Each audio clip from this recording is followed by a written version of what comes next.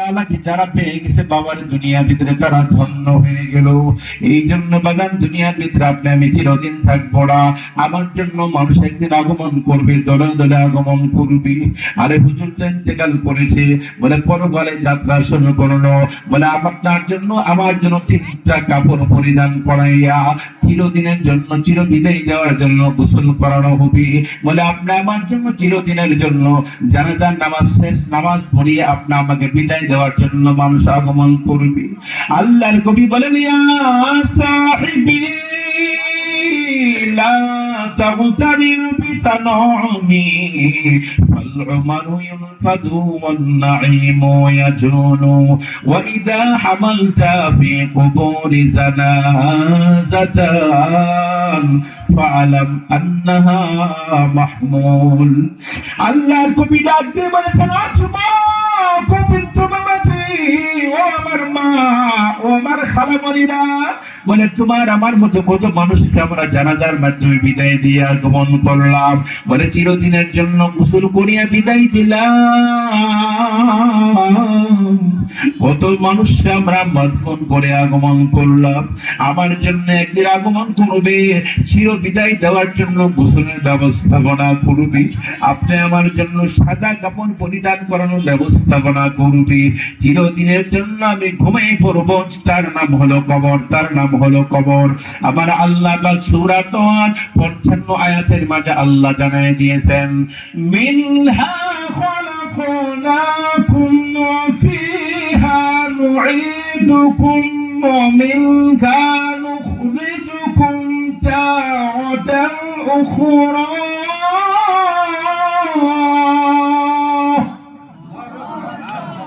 জোরে বলুন আল্লাহু আকবার। মিনহা খলাকনাকুম ওয়া ফিহা নুঈদুকুম ওয়া মিনহা নুখরিজুকুম তারাতান উখরা। আল্লাহ বলে, বান্দা তোরে আমি মাটি দ্বারা বানাইলাম। বলুন তো আমাদের কি দ্বারা বানাইছেন? মাটি। আল্লাহ পাক আমাকে মাটির দ্বারা বানিয়েছেন। আল্লাহ বলেন, মিনহা খলাকনাকুম ওয়া ফিহা নুঈদুকুম ওয়া মিনহা নুখরিজুকুম তারাতান উখরা। আমি আল্লাহ তোমারে মাটির ভিতরে আবার প্রবেশ করাইব। ওই মাটির থেকে আমি আবার আল্লাহ দ্বিতীয়বার তোমাকে জিন্দা করব। আমি আল্লাহ কিয়ামতের মাঠে তোমারে আবার পুনরায় আগমন করতে হবে। পুনরায় কিয়ামতের মাঠে আগমন করবে। হযরত ইসরাফিল আলাইহিস সালাতু ওয়াস সালাম যখন সিংহায় ফুৎকার দিবে, কে ফুৎকার দিবে বলুন তো?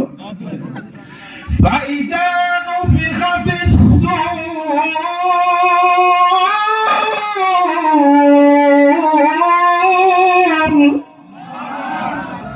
ফাইদা নুফিখা ফিস-সূর। ইসরাফিল আলাইহিস সালাতু ওয়াস সালাম একবার ফুৎকার দেওয়ার সাথে সাথে পৃথিবীর সবকিছু, তামাম জগৎ সবকিছু ফানা ফিল্লা তোলার মতো উল্টে আরম্ভ করবে।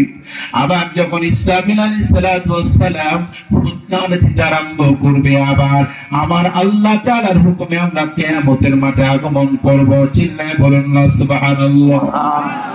আল্লাহর নবী ফরমান, দুনিয়ার কেউ থাকবে না, দুনিয়ার কেউ বাঁচবে না, কেউ টিকে থাকতে পারবে না, কেউ থাকবে না। দুনিয়া আপনার থাকবে না, ঘর বাড়ি থাকবে না। আমার আল্লাহর হুকুমে সব ফানাফিল্লাহ হয়ে যাইবে। আমার আল্লাহ পাক আসমানকে জিজ্ঞাসা করবে, আমার আল্লাহ জিবরাইলকে জিজ্ঞাসা করবে, বলে মিকাইলকে আমার আল্লাহ তাআলা ছাড়বে না, তার জন্য মৃত্যু ঘনিয়ে আসবে। আজরাইলকে আল্লাহ মৃত্যুর মালা পরাই দিতে আরম্ভ করবে। পরাইতে পরাইতে আজরাইল আলাইহিস সালাতু ওয়াস সালাম তারে ধরবে, বলে ওমান বাকিয়া, এরপর আর কে বাকি আছে? আমার আল্লাহ তাআলার সামনে কেউ বেঁচে থাকতে পারবে না, সকলে আমরা মৃত্যুবরণ করব। কথা বলুন ঠিক না বেঠিক? আমরা দুনিয়া ছেড়ে চলে যাব, কেউ থাকবে না। একমাত্র যিনি থাকবেন তিনি হলেন কে? কুল্লু মান আলাইহা ফান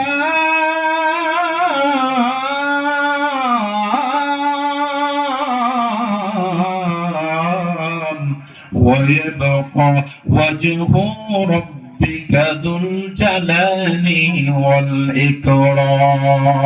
الله أكبر. বলেন, كل من عليها فان ويبقى وجه ربك ذو الجلال والإكرام.